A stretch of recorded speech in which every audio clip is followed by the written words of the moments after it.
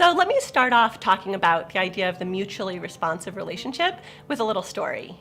And this is the story about how I discovered the importance of the mutually responsive relationship. I had already been working with children and with families for years, and I was living in London working on my dissertation, which was on pitching in toddlers helping with household tasks.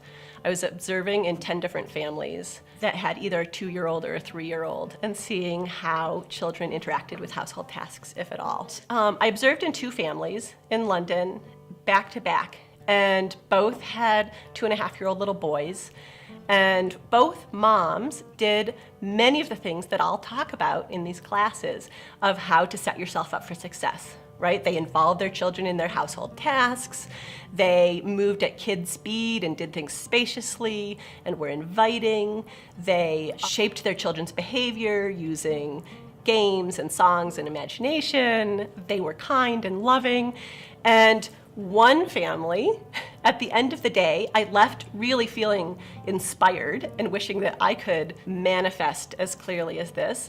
The other family, I left feeling exhausted and just wrung out. And I was thinking, well, gosh, these parents were doing what I would have suggested. Why were things so different? At first I thought it must be the children. One little boy is enjoyable and the other little boy is not enjoyable. But on further thought, I realized, well, this is not exactly true. The enjoyable family, that little boy said no quite frequently. That little boy tried to take over tasks and do things his own way pretty frequently. That little boy had several meltdowns throughout the day, just like the other little boy did. These little boys were not as different as they seemed. And then I realized on further reflection that it was really the mother's responses. One little boy, when he'd say, "No!" the mom would say, "Oh, you can say, 'No, thank you, Mama.'" Or "Mum." Actually, it was in London, so she said, "No, thank you, Mum." And the little boy would repeat, "No, thank you, Mom." Right? The other little boy, he would say, "No!" And the mom would say, "Oh, okay. Okay." One mother expected her little boy to be kind and polite, and she gave him the support that he needed in order to be kind and polite. It didn't always come naturally and easily to him. She supported him in doing it. She gave him the words. She waited and listened for him to be responsive to her. The other mom had a little boy who was like a little emperor, and she was like the royal tutor who hoped to interest him in what she was talking about or wanting him to learn.